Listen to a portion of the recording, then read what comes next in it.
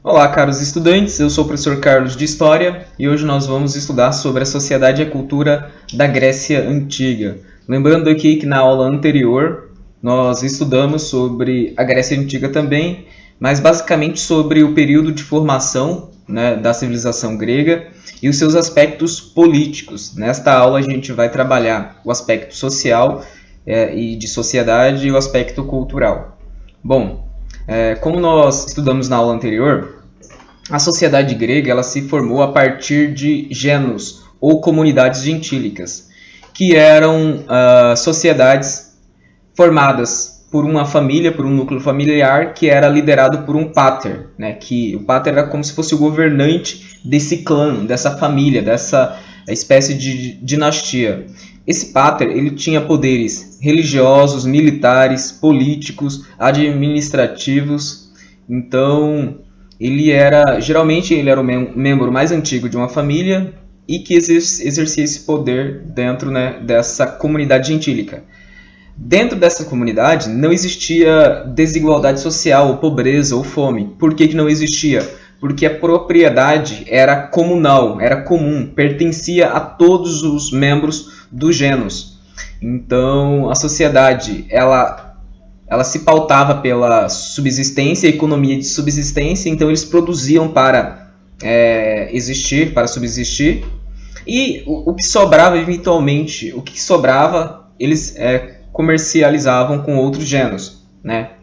Por meio da troca, porque ainda nesse período não existia moeda. Lembrando aqui que nesse período que nós estamos falando, ele foi praticamente lá o primeiro período da Grécia Antiga, que foi de 2000 a 1000 a.C., né? O período que nós chamamos de Creto Micênico. Então, dentro desse período, houve o apogeu das comunidades gentílicas. Então, foi caracterizado por esses fatores. Com o tempo, esses genos eles foram cresceram demais, né? E aí a gente vai ver o mapa daqui a pouco, que eles foram crescendo e aumentou a população de um modo considerável, tendo como consequência que não havia terra para todos os membros da comunidade gentílica. Isso fez com que os parentes mais próximos do pater, que era o líder das comunidades gentílicas, conseguissem obter alguns privilégios. Então, os parentes mais próximos dos paters, dos líderes das comunidades gentílicas, eles começaram a se apropriar de terras, e eles se apropriavam das terras mais férteis, de modo que eles começaram a obter alguns privilégios em relação aos outros parentes dos paters, que eram parentes mais distantes. E aí começou a se criar uma desigualdade social, que foi culminar com várias convulsões políticas que vai ter como resultado a criação da democracia grega que nós veremos posteriormente. Então, a existência de uma propriedade privada, né, forjou a desigualdade social entre os povos da Grécia Antiga, e esse conflito, né, de quem tem terra e de quem não tem, e quem não tem sofre porque fica subjugado, submetido a quem tem terra, e a terra nesse período era a principal fonte de riqueza, e aí começa a haver conflitos sociais, tá? Que vai culminar com algumas reformas políticas que resultaram na democracia grega, né? Da democracia de Atenas. Bom, e aí ocorre um período de transformação também. Então, antes, porém, a gente vai falar um pouco sobre o trabalho, né? De modo geral, a elite grega ela considerava o trabalho algo pejorativo, algo ruim. Mas o povo mesmo, as comunidades gregas, elas valorizavam o trabalho.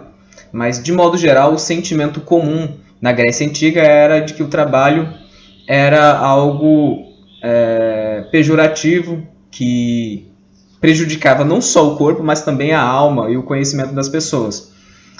Isso porque as pessoas que trabalhavam em serviços manuais, como na artesania, na agricultura, na pecuária, esses trabalhadores eles não tinham tempo para pensar em coisas que os gregos achavam mais importantes e relevantes, como o conhecimento, como a filosofia, entre outros, a arte. Então, o que ocorreu? Os gregos acreditavam que fazer trabalhos manuais tinha como consequência a deterioração não só do corpo, mas também da alma.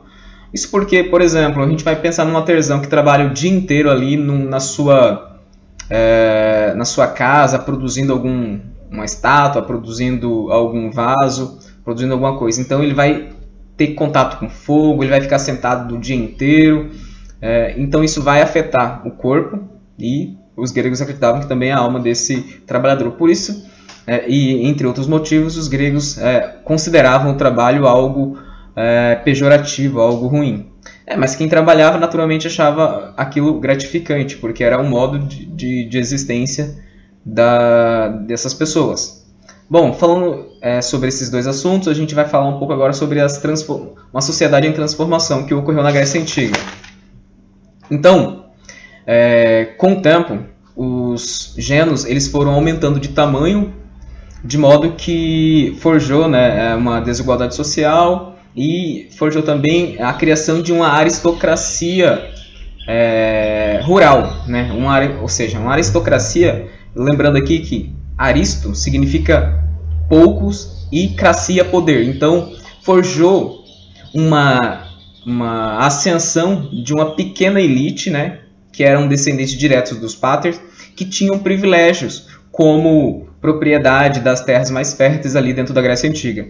Então, e aí, com essa ascensão dessa aristocracia e com o aumento populacional da Grécia, das cidades gregas, então essas comunidades gentílicas elas foram pouco a pouco se transformando em cidades-estados ou polis. Cidades-estados ou polis. Então eram cidades independentes que tinham sua cultura, sua história, e que tinha autonomia política em relação às outras cidades-estados, em relação às outras cidades, entre outras, que tinha autonomia em relação às outras polis que existiam dentro ali da civilização grega. Então a gente vai ver aqui uma imagem de como que houve esse processo de transformação das comunidades gentílicas para as cidades-estados. Então a gente vê aqui que os gênos eles eram formados por famílias, né, que tinham um ancestral comum, um antepassado comum, e com o crescimento disso, isso foi se transformando em pátria, né, que era a reunião de vários gênos. Com o tempo, várias pátrias também começaram a crescer populacionalmente e elas se reuniram e formaram tribos. E posteriormente a isso, se transformaram em demos. Quando transformou em demos, houve na Grécia lá um sistema político de governo que a gente chama de monarquia. Então os demos eram governados por um rei. Esse rei ele era chamado por um governante. Esse governante ele era chamado de Filo-Basileu. E aí, com o crescimento ainda mais das cidades, da população, se formou as cidades-estados, as polis. E aí as polis, inicialmente elas eram governadas por um basileu, ou seja, um rei. Posteriormente o basileu, ele perdeu o poder para a aristocracia, né, formada pelos eupátridas, que eram parentes diretos ali dos páters. E aí os eupátridas, e aí nesse caso, né, de uma monarquia, o sistema de governo na Grécia Antiga passou para uma oligarquia, né? Oligarquia, então governos de muitos. Então anteriormente nós falamos de aristocracia, e agora a gente formou uma oligarquia, né? Governo de poucos. Então, e aí posteriormente a esse processo a gente vai ter o sistema de governo mais importante que influenciou a sociedade até os momentos atuais, que é a democracia.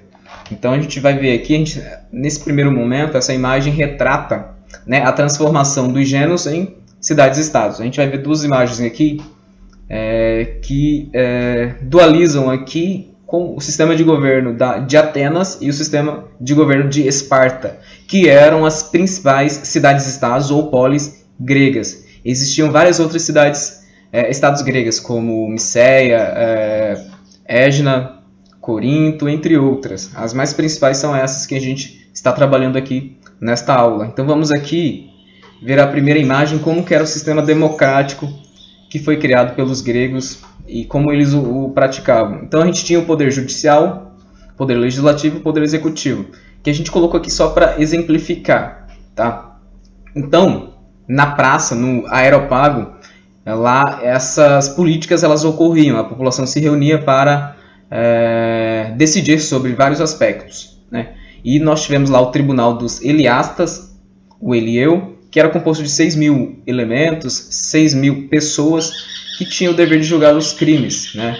Nós tivemos também a Bulé, que era um conselho dos 500, eles preparavam as leis para que essas leis fossem votadas na eclésia, né? Assembleia de todos os cidadãos.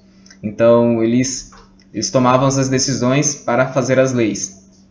E tivemos também os arcontes, né, que tinham funções religiosas e também judiciais, e os estrátegos, que eram chefes militares e políticos.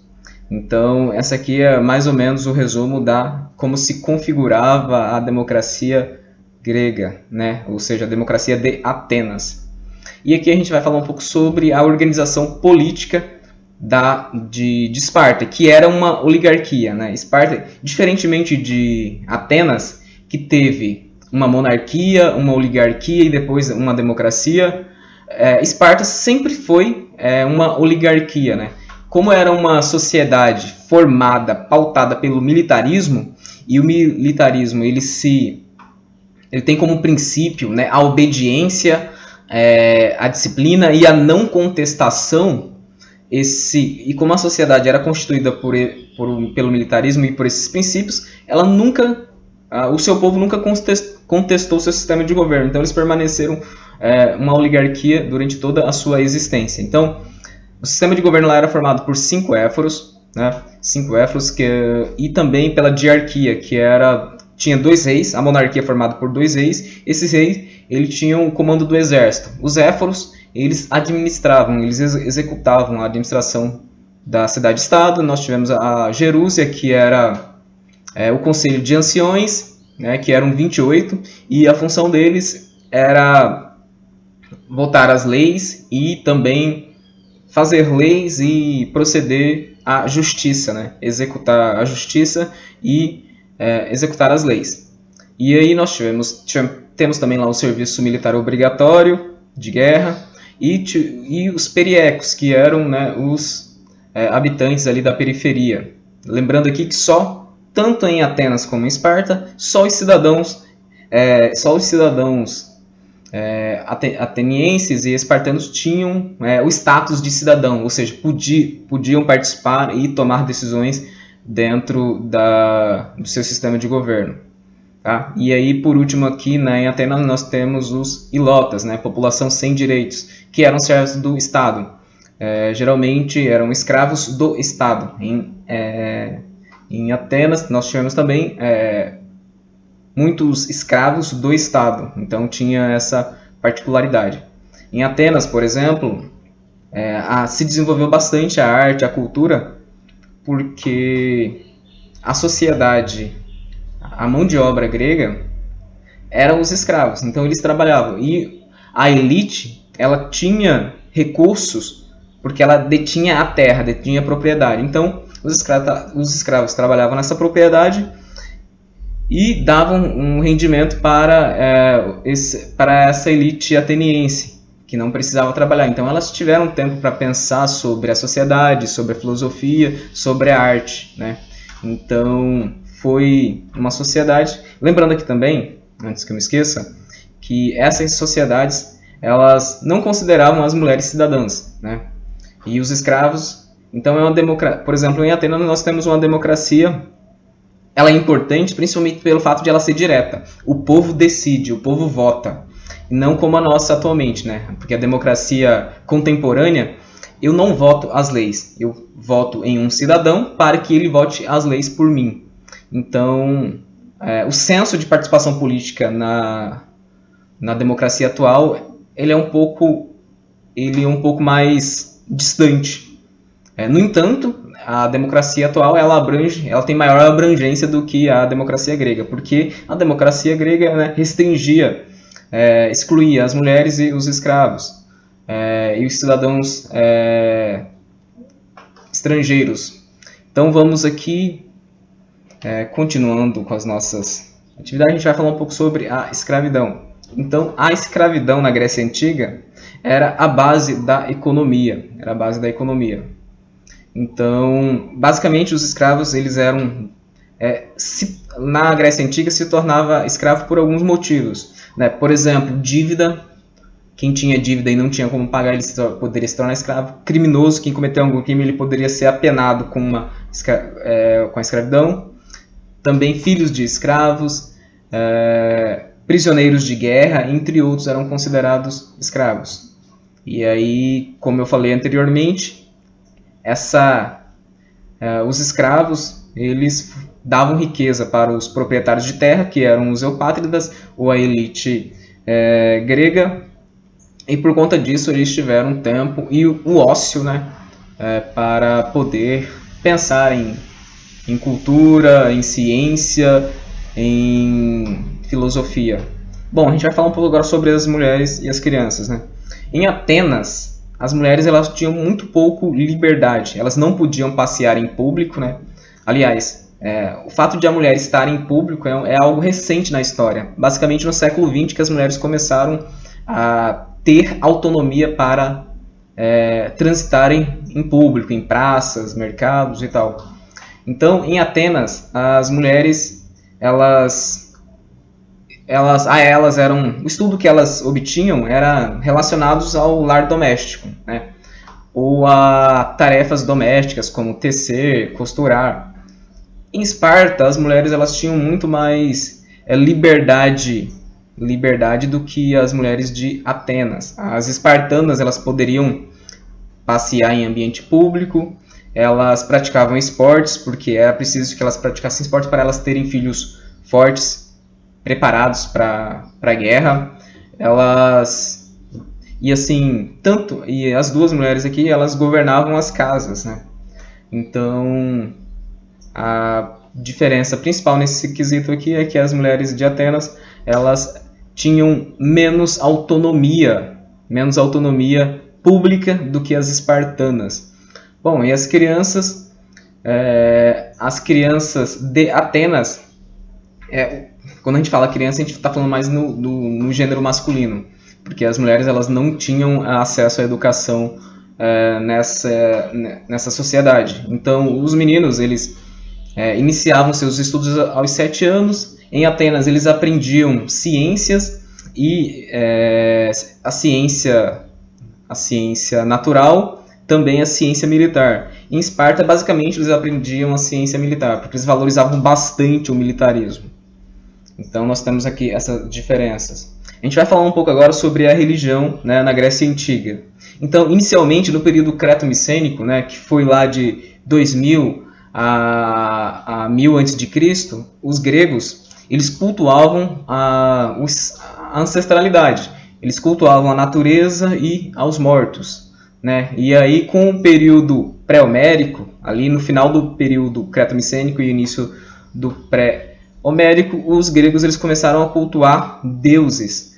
E esses deuses eles tinham forma humana, tanto no aspecto de aparência, quanto no aspecto de sentimento. Os deuses, eles começaram a cultuar deuses, né, que têm a forma humana e que têm sentimentos humanos. Então os deuses tinham raiva, tinham dor, inveja, ele tinha todos esses sentimentos que nós, seres humanos, temos, esperança e tal. Eles eram politeístas, porque eles acreditavam em vários deuses, e esses deuses, a única diferença entre os deuses e os humanos era que os deuses eles não adoeciam, eles não envelheciam e eles eram imortais. A diferença aqui entre os seres humanos e os deuses. Os deuses eles poderiam ter filhos eles poderiam se relacionar com os próprios deuses ou com seres humanos. Se um deus tivesse um filho com um humano, o resultado disso seria semideuses ou heróis. Nós tivemos importantes semideuses como Hércules, que é o principal e o mais conhecido. Tivemos Édipo, Teseu, Prometeu, Ulisses, Jasão e Orfeu, que são alguns aqui dos principais semideuses gregos, né? E lembrando aqui que como que os gregos cultuavam os seus deuses.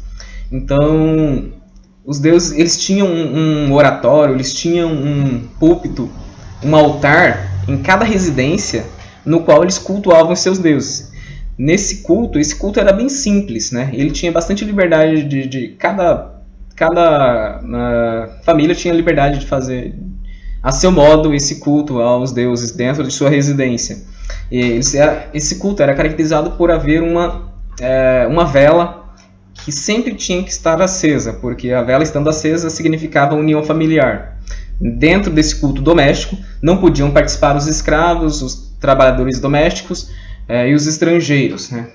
E, com o tempo, por volta de 800 a.C., os gregos eles começaram a construir grandes templos para cultuar em público, né, os deuses das cidades. Lembrando aqui que a relação entre religião e política, religião e Estado, era muito unida. Então, assim,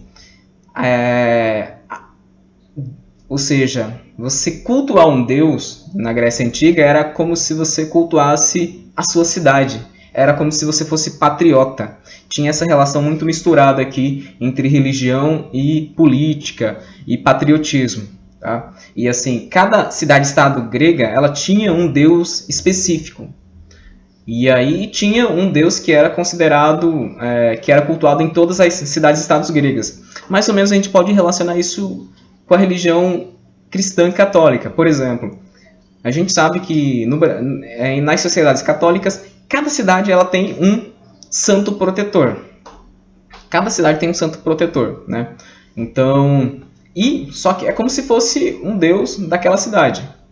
No entanto, nós temos também um Deus que é cultuado por todas as cidades. Por exemplo, Deus, Jesus, ele é cultuado de forma universal em todas as sociedades cristãs, católicas. E cada cidade ela tem um santo protetor. As pessoas também, geralmente, algumas têm um santo específico. Então, para a gente perceber que como isso não nasceu aqui, né? Não nasceu no catolicismo, isso já vem de culturas anteriores. E a gente sabe que a sociedade ocidental, ao qual pertencemos, ela tem muita influência da sociedade grega e romana. Então, nós temos aí uma influência bastante forte. Bom, agora a gente vai falar um pouco sobre o pensamento na Grécia Antiga. Então a gente vai falar sobre a filosofia, a literatura, o teatro, a ciência, a arquitetura e a escultura. Então, nesse quadro aqui ao lado nós temos alguns nomes dos principais personagens, pensadores e artistas da Grécia Antiga. Então, a gente vai começar falando da filosofia. Nós temos aqui Sócrates, foi um importante filósofo grego, né? Ele trabalhou a questão da verdade. Ele argumentava que para se conhecer a verdade você tinha que partir do princípio de fazer perguntas, que é um método de conhecer a verdade denominado maiêutica, né? Então ele andava pela cidade de Atenas fazendo perguntas para tentar encontrar a verdade no que as pessoas diziam conhecer. Nós tivemos também Platão, um importante filósofo e discípulo de Sócrates. Ele acreditava que a existência é uma cópia das ideias. E nós tivemos também Aristóteles, que foi discípulo de Platão e, discordando do seu mestre, ele acreditava que o real ele independe, né, do ideal. Então nós tivemos esses três importantes filósofos. Nós tivemos também, no aspecto científico, na ciência, Tales de Mileto, que foi um filósofo e matemático. Ele buscou explicações não mitológicas para explicar como funciona o universo.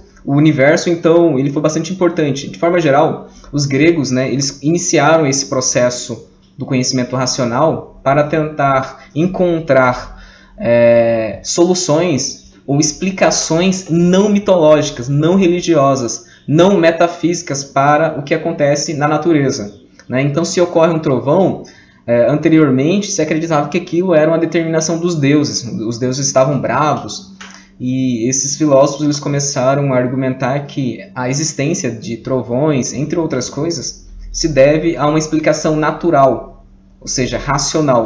Nós tivemos também Euclides, né? Foi um importante matemático, ele é considerado o fundador da geometria, e por compilar e ampliar os conhecimentos sobre essa área. Nós tivemos também Arquimedes, matemático, ele calculou o volume da esfera e formulou os princípios do emposte. Então nós tivemos esses importantes pensadores. Também Hipócrates, né? Ele foi um médico importante, tem até o termo, né, o juramento de Hipócrates. Ele é considerado o pai da medicina e ele afirmou que as doenças elas têm causas naturais e não mitológicas, né? Outro fator aí importante, porque anteriormente se acreditava que eu tenho uma doença, é porque os deuses estão me punindo por algo que eu fiz. E a causa dessa doença, segundo argumentava Hipócrates, era uma causa natural, né? Era uma causa natural, ou seja, referente à natureza, referente à biologia do meu corpo e não uma punição dos deuses. Então nós tivemos esses importantes pensadores. No aspecto artístico, nós tivemos Homero, o principal escritor grego. A ele nós devemos Ilíada e Odisseia, dois importantes livros que falam sobre a cultura da Grécia Antiga. Nós tivemos Fídia, um escultor importante, um principal escultor ali do período clássico da Grécia Antiga. Nós tivemos também, no aspecto do teatro, nós tivemos o Aristófanes, que foi um dramaturgo importante no aspecto da comédia. Lembrando que comédia é um gênero teatral que busca satirizar e mostrar o cotidiano ali dos gregos. E temos um outro gênero teatral que é a tragédia. A tragédia ela busca instruir os gregos antigos sobre o seu destino estar em relação aos deuses, né? Então, nós temos esses principais gêneros teatrais. A comédia, que busca mostrar o cotidiano dos cidadãos gregos, satirizar algumas coisas que eles consideram incorretas na sociedade deles. E a tragédia, ela busca instruir, mostrando que não tem como fugir das decisões dos deuses, né? Um importante livro sobre isso é Édipo Rei, né? Que, segundo os deuses, foi determinado que ele mataria o seu pai. Foi determinado isso. E aí no livro mostra que ele tentou fugir desse destino, né? Ele tentou fugir desse destino, mas não conseguiu. Por exemplo, na verdade, ele nasceu e quando o pai biológico dele, soube que tinha essa profecia de que o seu filho o mataria e se tornaria rei, o pai dele tentou matá-lo, né? E aí, só que não deixou ele no rio, não conseguiu matá-lo. E ele foi entregue a uma outra família, a um outro rei. E esse outro rei criou Édipo como se fosse filho. Não falou a ele que ele era um filho adotivo. E aí Édipo cresce, ele ama os pais adotivos dele, porque ele não sabia que eram pais adotivos. E aí, um belo dia, ele soube que havia essa profecia que ele mataria o seu próprio pai e se tornaria rei. E aí, tentando não fazer isso, ele foge. Ele foge da sua cidade, ele foge do seu pai, porque ele não quer matá-lo. Sem saber que aquele pai que ele tinha era adotivo. E ao fugir, ele se encontra com o pai biológico dele, sem saber que é pai biológico dele. E os dois têm uma discussão lá e ele mata o pai dele, biológico, sem ele saber. E essa tragédia grega, ela mostra que não tem como fugir das decisões dos deuses. Um importante dramaturgo desse período que escreveu Édipo Rei foi o Sófocles, né? Então nós temos esses principais autores aí do teatro, né? Aristófanes e Sófocles. E aqui na próxima página a gente vai ver um pouco sobre a escultura, né, de alguns escultores gregos da Grécia Antiga. Bom, a gente vai falar um pouco sobre a arquitetura. A arquitetura da Grécia Antiga ela era caracterizada por harmonia, por equilíbrio, né? E aí nós temos três tipos de suporte das construções gregas, né? Então, no livro de vocês, nós temos lá relacionado à arquitetura 3 tipos de capitel. Nós temos o dórico, o jônico e o coríntio. O dórico ele é caracterizado por uma sobriedade nas linhas de seu capitel. Já o jônico ele tem um capitel esculpido em espiral, e o coríntio ele é mais ornamentado, né? Ele é mais rebuscado. Então nós temos isso aqui. A gente vai ver agora aqui algumas esculturas, né? Nós temos aqui Atena de Fídias, nós temos aqui o opúsculo aqui de Miron, Nós temos também a Afrodite de Praxíteles, na verdade, Praxíteles. E nós temos aqui também a Amazona de Policleto, né? Algumas esculturas aqui desses escultores, importantes escultores gregos, né? Então, então nós temos aqui Atena e nós temos o Discóbulo de Miron, nós temos a Afrodite de Praxíteles e nós temos a Amazona de Policleto. Bom, aqui a gente terminou esse conteúdo teórico sobre a Grécia Antiga relacionado aos seus aspectos sociais, de sociedade e culturais. Então, caro aluno, você terá que ler esse conteúdo, tentar responder as questões e, se for necessário, assista esse vídeo para ter mais um elemento para ajudá-lo a responder as questões. Posteriormente, eu vou responder as questões para que você possa, então, corrigi-las. Lembrando aqui que, nesse período de quarentena, o estudo depende muito do compromisso do estudante em fazer as atividades, tentar fazê-las por si próprio, né, para tentar forçar com que seu cérebro construa mecanismos de cada vez aprender mais. E aí, nós temos aqui o conteúdo teórico que a gente está postando aqui no YouTube para ajudá-lo nesse projeto, nessas atividades. Então, por hoje é só e até breve.